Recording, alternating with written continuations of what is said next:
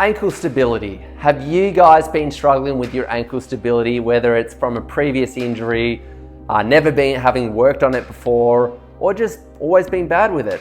Today's routine will be great for you and will really help you improve all the intrinsic muscles around the foot. And whether it be for sporting performance or just general day living, it will help you.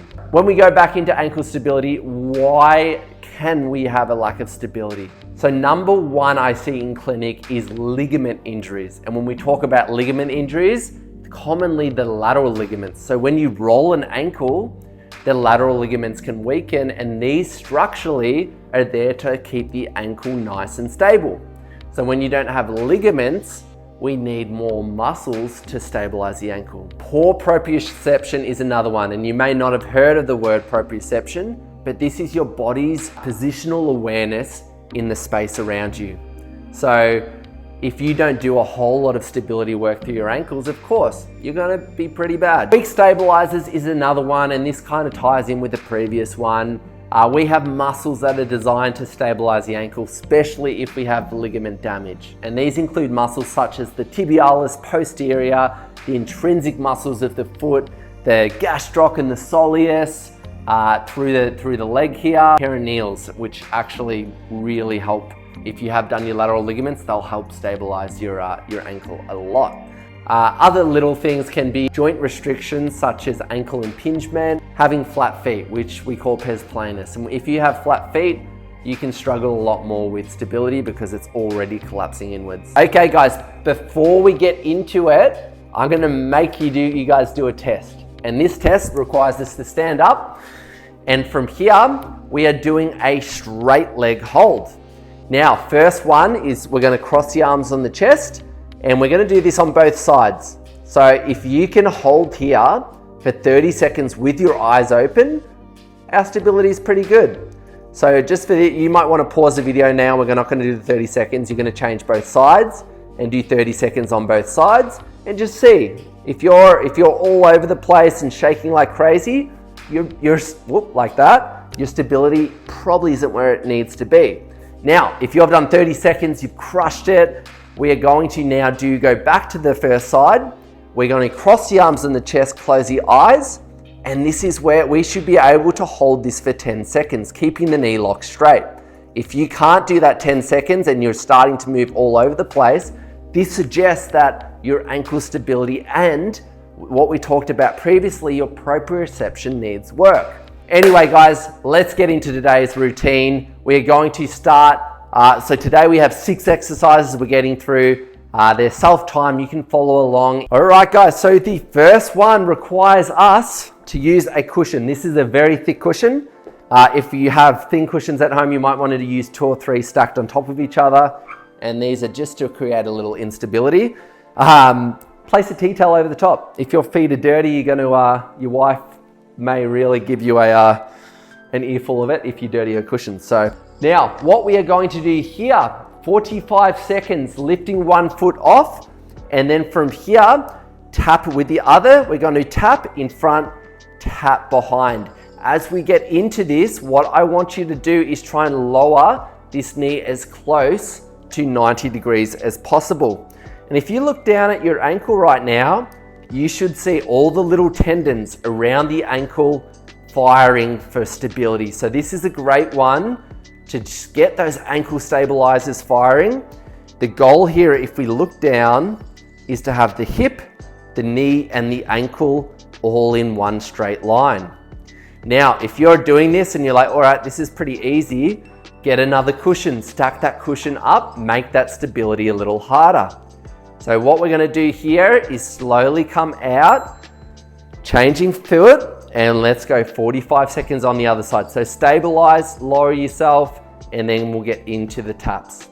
Same thing, this is my shaky side.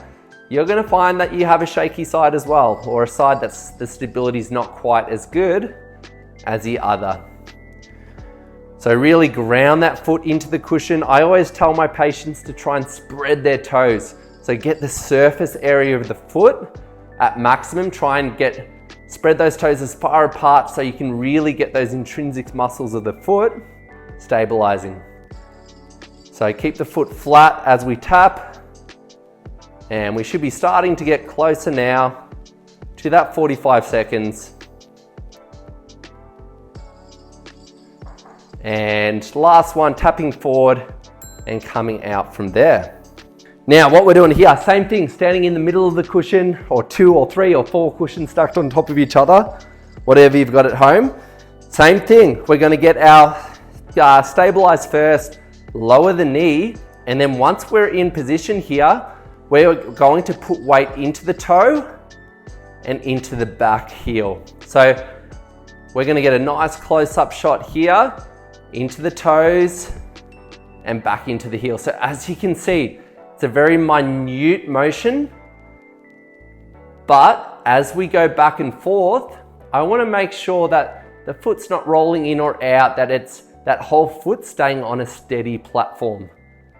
So you can almost like you're about to come up onto your toes and then into your heel where you're lifting those toes into the air as much as possible. So 45 seconds here as well, guys. And we're going to slowly come out from there, change sides. Now you should feel that your tibialis anterior, your gastrocs, your stabilizing your foot should be starting to fire by now. If not, you need more cushions under this foot, my friend.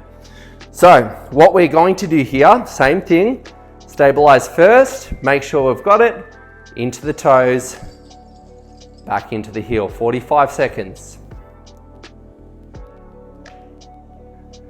Now, as we get better, and if you're not rolling all around and that stability is pretty good, we want to start to make that motion even bigger. So as we roll from the heel to the toes, we can start to exaggerate that motion. But if this is hard enough where it is, you just keep it nice and small. And once again, my right side is very shaky, and you're going to probably find that you've got a shaky side as well. Okay, so you should feel that all those little stabilizer muscles are firing. We're going to do the last one here, back into the heel and slowly out from there. So I want you guys to write in the comment section below if you have one side that feels weaker.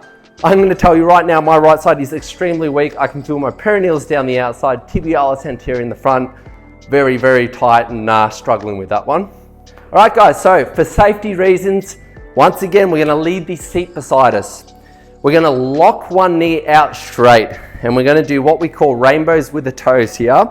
So both knees are locked straight. From here, we're letting the hip rotate, everything go off, arms out to the side for a little bit of stability, but you're almost with this arm, with this foot here.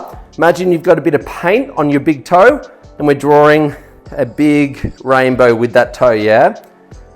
So keeping it straight, locking this left knee out straight ensures that we're going all into the ankle stabilizers. We're not relying on any knee stabilizers to keep things, keep your body upright. So 45 seconds here as well, guys. Try and make, if we're getting beyond a rainbow and we're almost making 3/4 of a circle, that's even better. Just make sure that we're not too shaky, our torso's nice and upright, the ankle's not collapsing inwards. So keeping that structural integrity. Last one here, guys, and then we're going to change sides. All right, so changing sides from there, I can feel everything through the shin here, all the muscles around the shin really firing, so hopefully you guys are too. Lock both knees out straight, same thing on this side, and let's go, guys, 45 seconds. Both knees locked straight.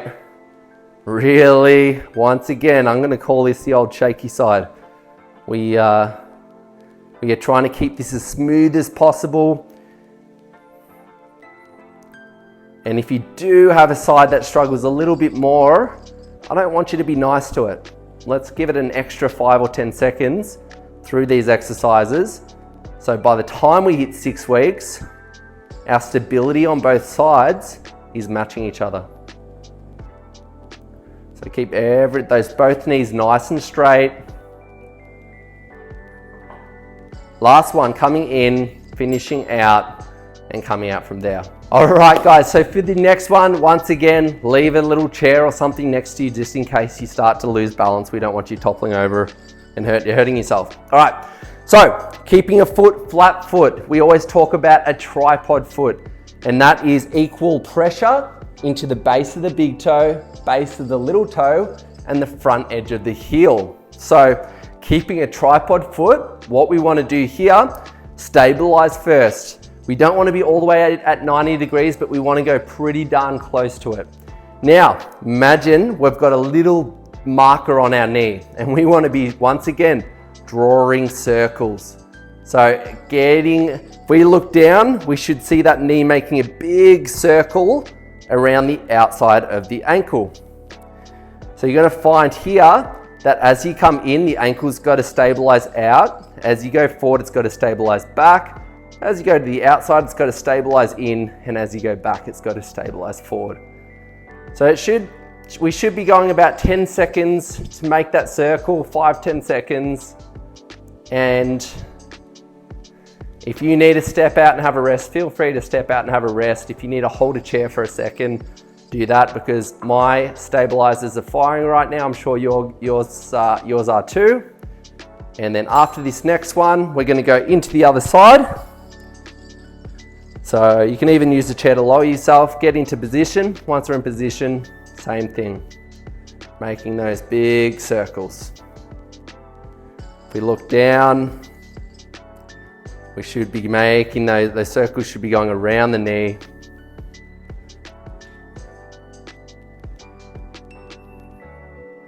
Once again, the old shaky side here, it needs a little bit more work. So find your weak side. Let's get it up to scratch, up to par with the other side.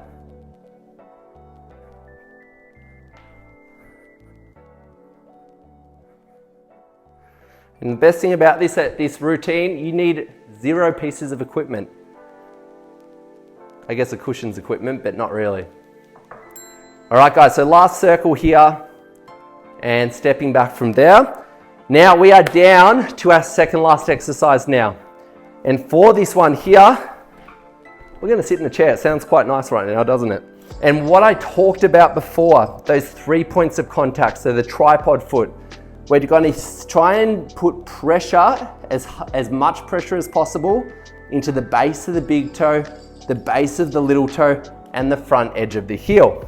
Okay, so once we've got even bits of pressure into those three points of contact, we're pressing down into them.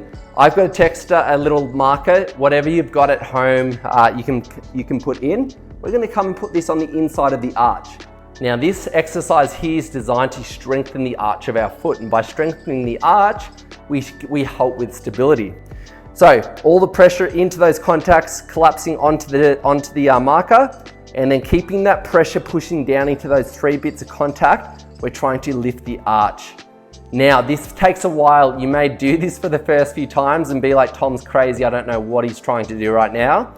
But these arch lifts can take a little bit to get used to. So we're going to try and lift up for 10 seconds, then collapse. So lifting up, trying to get it off the texter, or the marker, sorry. Texter is what we call it in Australia. And then slowly down into the marker. So you can see my foot here has a lot of pes planus, which is flat-footedness. So I've got to really try and work on strengthening my arch. And what we want to do here is, as we lift, it's very common to try and start to lift either the toe or the heel off the ground. We want that pressure down. So it's kind of counterproductive because you're putting pressure into those points, but then you're lifting the point in between. So that's where all those little intrinsic muscles come in.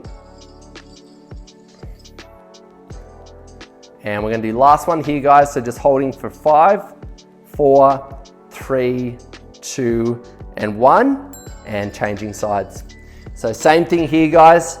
Spread the toes, get 3 points of contact, base of the big toe, base of the little toe, front edge of the heel, pressing into the ground equally amongst each other.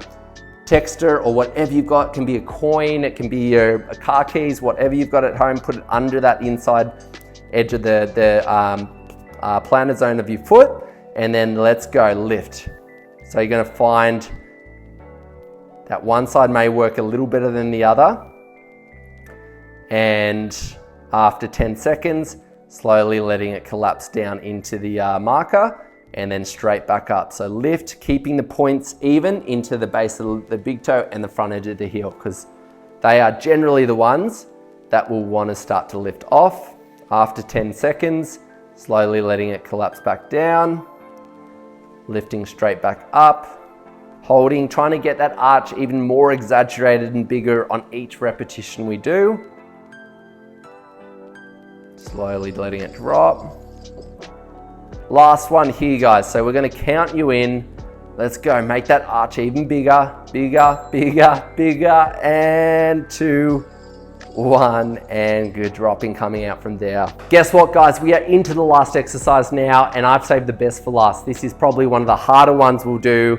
Well, it is the hardest one we'll do today, so stick with me. If it is too hard, feel free to come down and have a little bit of a rest. What we're going to do, we're going to go into a Bulgarian position here. We're going to lower ourselves so that back knee's almost touching the ground. Once we're in position here, we're going to lift onto our toes and then back onto our heel. So almost what we're doing in one of the warm-up ones on the cushion, but this is going to be loading that leg a lot more. Now, if you're struggling here, you may want to come just a little higher. That makes it easier. If you're like, let's go, let's challenge ourselves, let's go low. Let's get the back knee as low as we possibly can.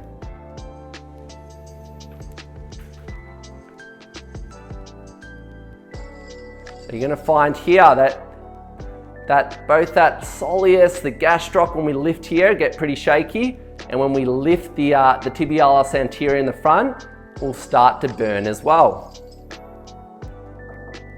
So we're going to go last one up on the toes here before we change sides. So changing sides from there. Back foot goes on. If the chair or whatever you're propping your back foot on is a little too hard, you can prop a towel or something under it. We're going to lower ourselves on this side and we're in.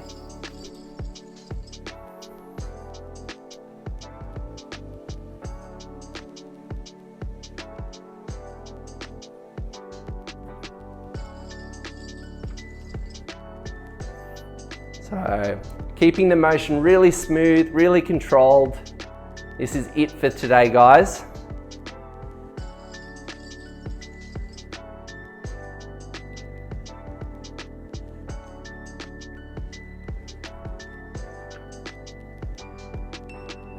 And we're nearly there.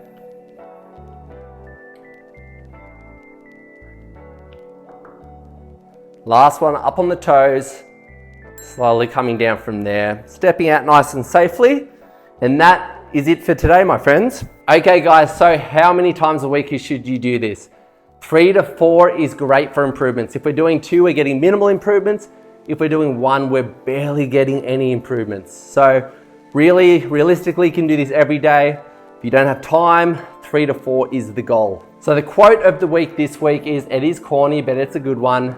The limit isn't the wall, it's the moment you stop pushing. So this is a reminder to always keep pushing. If you've got weak areas in your body, all these little programs here help to get things up to scratch. Whether you're a pro athlete, you're in any competitive sports, or you just want to improve around the house and daily activities, these programs are really designed to help you excel and get to where you need to be. Take care, guys, and we'll see you next time.